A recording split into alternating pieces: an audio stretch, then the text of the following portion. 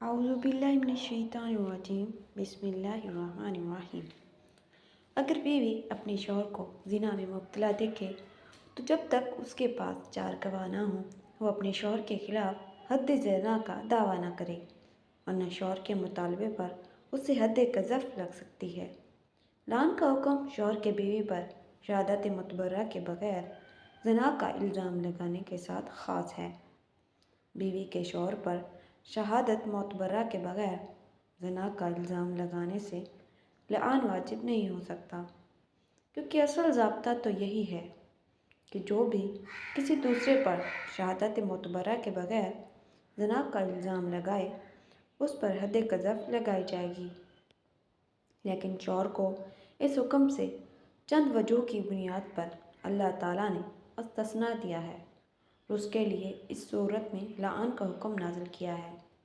لہٰذا اگر بیوی اپنے شوہر کے زنا میں مبتلا ہونے کے گناہ پر پردہ رکھتے ہوئے اس کے ساتھ زندگی گزارنے کا حوصلہ رکھتی ہے تو اچھی بات ہے، اور اگر علیحدگی چاہے تو اس سے طلاق یا خلا لے کر علیحدہ ہو جائے۔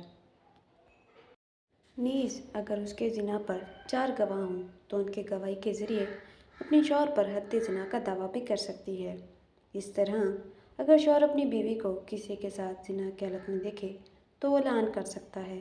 کسی شرعی ثبوت کے بغیر کسی پر بدکاری یا ناجائز تعلق کی تہمت لگانا حرام اور گناہ کبیرہ ہے، اور عورت پاک دامن ہو تو اس پر تہمت کا گناہ عام شخص پر تہمت سے بھی سخت ہے۔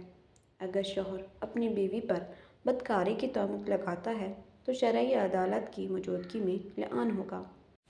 اس کی تفصیل یہ ہے کہ شوہر اگر اپنی بیوی کو زنا کرتا ہوا دیکھ لیتا ہے اور اس کو معتبر شرعی گواہوں سے ثابت نہیں کر پاتا تو اس صورت میں لعان کا حکم ہے، اور لعان یہ ہے کہ شوہر ہر دفعہ قسم کھائے گا کہ میں اپنی بات میں سچا ہوں، اور 5ویں بار یوں کہے اگر میں اپنی اس دعوے میں جھوٹا ہوں تو مجھ پر اللہ کی لعنت ہو۔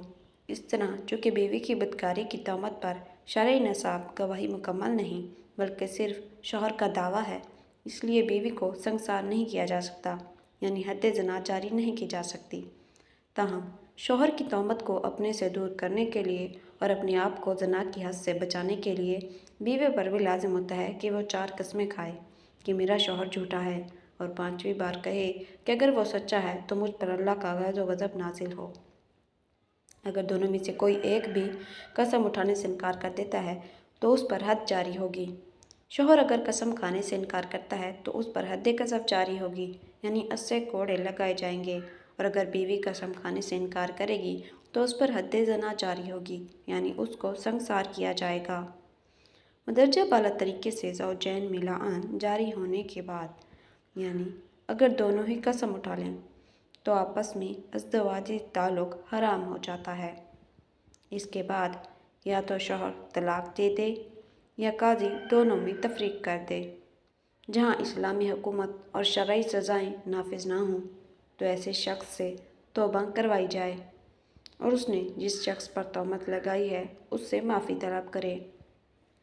نیز اگر شرعی سزائیں نافذ نہ ہوں تو عدالت ایسے شخص کو تعزیری سزا بھی جاری کر سکتی ہے تاکہ آئندہ ایسی غلطی کا ارتکاب نہ ہو۔ حضرت سہل ابن سعد ساعدی کہتے ہیں کہ ایک صحابی ام یمر اجلانی نے دربار رسالت میں حاضر ہو کر عرض کیا کہ یا رسول اللہ صلی اللہ علیہ وسلم، اس شخص کے بارے میں بتائیے جو اپنی بیوی کے ساتھ کسی اجنبی مرد کو پائے اور اسے یہ یقین ہو کہ اس مرد نے اس کی بیوی کے ساتھ زنا کیا ہے، کیا وہ اس مرد کو قتل کر ڈالے؟ اگر وہ اس کو مار ڈالے گا تو مقتول کے وارث اس کو قتل کر دیں گے، ایسی صورت میں وہ کیا کرے؟ آیا اس آر پر صبر کرے یا کوئی اقدام کرے؟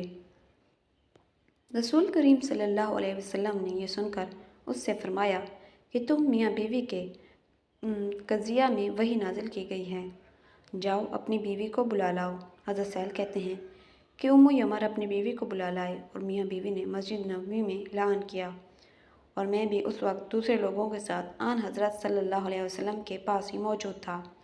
چنانچہ جب وہ دونوں میاں بیوی لعان سے فارغ ہوئے تو ام یمر یعنی میاں نے کہا کہ اگر میں اس عورت کو اپنے پاس رکھوں تو گویا میں نے اس پر تہمت لگائی ہے، اس کے بعد انہوں نے اس عورت کو 3 بار طلاق دی۔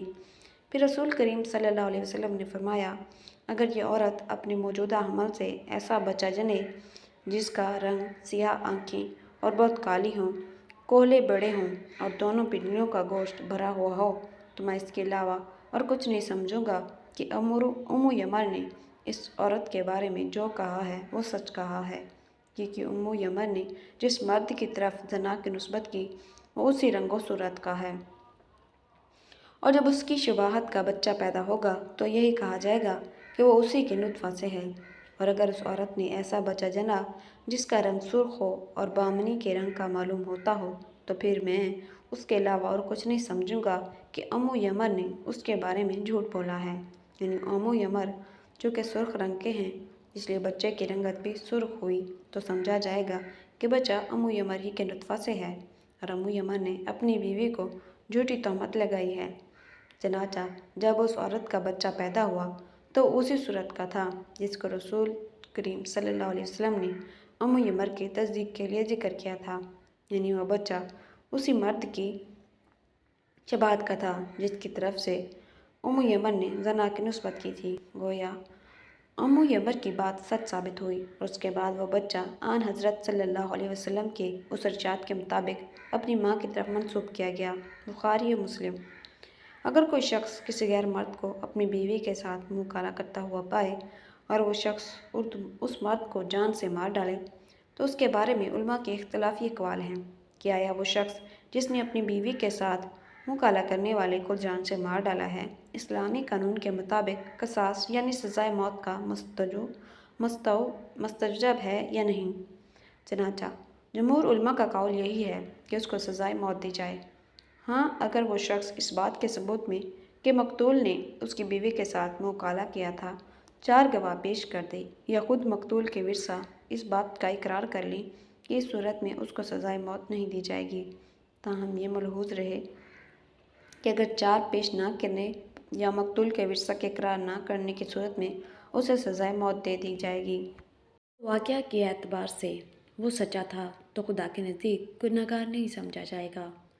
حضرت ابو ہریرہ رضی اللہ تعالیٰ عنہ سے مروی ہے کہ نبی کریم صلی اللہ علیہ وسلم نے ارشاد فرمایا، جب تک میں تم سب کو کسی نہ کسی معاملے میں آزاد جوڑے رکھوں اس وقت تک بھی مجھے جوڑے رکھنا، کیونکہ ہم سے پہلی جاہل قومیں اسی وجہ سے تباہ و برباد ہو گئی تھیں کہ انہوں نے اپنے پیغمبروں کو وہ سوال کیے تھے کہ جن سوالات کو کرنے کا کوئی مقصد ہی نہ ہوتا تھا۔ ان کے ساتھ ساتھ وہ لوگ اپنے پیغمبروں کی باتیں ماننے سے بھی انکار ہو گئے تھے۔ میں تو آپ کو بس یہی کہوں گا کہ تم بھی ان کی طرح نہ بن جانا۔ میں جس کام کو کرنے کا تم کو حکم دوں تم ان پر عمل کرنا، اور جن جن کام سے تم کو منع کروں اس سے منع ہو جانا۔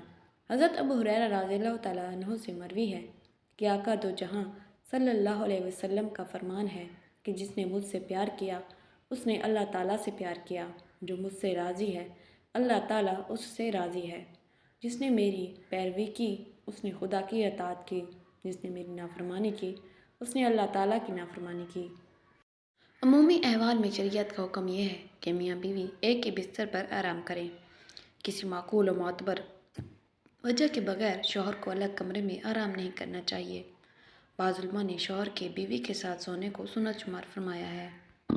البتہ بعض حالات میں اگر شوہر کسی وجہ سے علیحدہ سوئے تو بیوی کو ایک ہی بستر پر سونے کا اصرار کرنا بھی درست نہیں۔